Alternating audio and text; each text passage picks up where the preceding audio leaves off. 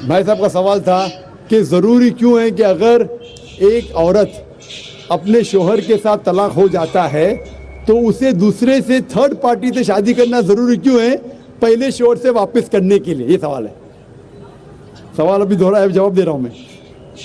ये लोगों को गलतफहमी है कि अगर मियाँ बीवी का तलाक होता है और अगर वो फिर से शादी करना चाहते हैं, ये गलतफहमी है लोगों की कि उसको तीसरे से शादी करना फ़र्ज़ है।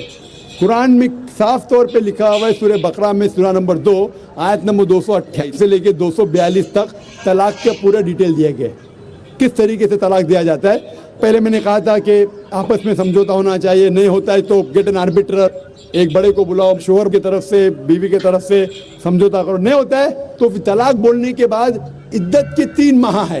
कुरान में लिखा सूरह बकरा सूरा नंबर 2 आयत नंबर 228 के 3 माह, 3 महीने, 3 menstrual cycle is the period of waiting इद्दत। 3 महीने के बाद द डिवोर्स इज कंप्लीटेड। लेकिन 3 महीने के दरमियान अगर मियाँ बीवी वापस में रुजू होना चाहते तो हो सकते, तलाक नहीं होता है। लेकिन अगर 3 महीने तक रुजू नहीं होते और अलग हो जाते और 1 साल बाद उन्हें ख्याल आता है अरे हमने गलत किया, हम फिर से शादी करना चाहते, तो कुरान की आयत है सूरह बकरा सूरा नंबर 2 आयत number 232, do not prevent the women from marrying the former husband. आप औरतों को अपने पुराने शोहर से शादी करने से मत रोकिए। तो वो औरत फिर से अपने पहले शोहर से शादी कर सकती है, लेकिन नया निकाह नया महर, न्यू मैरिज न्यू महर। No no no, what you are saying is a misconception. I come to it. लोग समझते हलाला की जरूरत है, हलाला जैसी कोई चीज कुरान में है नहीं, मैं उसके ऊपर आऊंगा। लेकिन फिर से शादी करने के बाद फिर से इन लोग जिंदगी बसर करते, 3-4 साल बाद फिर से कुछ ना इत्तेफाकी होती है, फिर से तलाक। वही तरीके से समझौता करो, बड़े को लेके आओ, तलाक बोलो, 3 माह रुको, फिर जाओ। फिर से 2 साल बाद याद आता है नहीं वापिस से रहेंगे, फिर से शादी कर सकते, फिर निकाह, फिर महर, फिर से झगड़ा होता है। फिर तीसरी बार अगर तलाक होता है तो अल्लाह ताला फरमाते सूरह बकरा सूरा नंबर 2 आयत नंबर 230 में कहते कि तीसरी बार अगर तलाक देंगे तो फाइनल। इसके बाद आप फिर से मियाँ बीवी ने, जब तक आप थर्ड को नहीं मैरी करें। इसमें क्यों? ये शादी ब्याह गुड्डा गुड्डी का खेल थोड़ी है।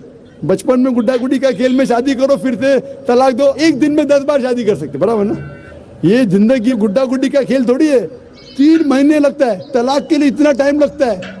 प्राइवेट मीटिंग, फिर बड़े लोग से मीटिंग, फिर 3 माह, फिर जुड़ो प्यार से, एक दूसरे पे कीचड़ में उछालो, फिर शादी करो। मैंने मेरी जिंदगी में किसको भी नहीं देखा जो सही तरीके से तीसरी बार तलाक हुआ, मैं देखा नहीं अभी तक। 1 बार हुआ देखा होगा, 2 बार, तीसरी बार तो देखा ही नहीं मैं। ये अगर आप गुड्डा गुड्डी का खेल करते तो फिर 1 बार आपने रिजेक्ट किया, 2 बार रिजेक्ट किया, 3rd बार फाइनल, फिर आप दूसरे से शादी करो। आप प्लान नहीं कर सकते, आप दूसरे से शादी करो और रो। और फिर पता लगा आपको मैं पहले शोहर से नाराज थी, सिर्फ दिन में 6 घंटा देते थे, ये नया शोहर तो 2 घंटा देता है, तो पहला वाला अच्छा। लो दाल आटे का भाव मालूम पड़ेगा। मेरी माँ मुझसे कहती थी मार्केट जाएंगे तो दाल आटे का भाव, दाल और आटे का भाव, आप समझे ना? तो हो सकता है क्या मालूम पड़ा मैं मेरे शोहर से झगड़ा करती थी, वो बीवी कहेंगी, मालूम पड़ा क्या नया शोहर तो पुराने वाले से बदतर है, आप समझ रहे ना? और फिर अगर नए वाले से डिवोर्स हुआ, सेम तरीका, आपस में समझौता, प्लानिंग नहीं। अगर प्लानिंग करेंगे कि एक रात तुम्हारे साथ सोऊंगा और फिर तलाक देना, ये हराम है, आप समझ रहे ना? ये कुछ लोग करते हैं, मैं जानता हूँ मुस्लिम माशरे में वो हराम करते।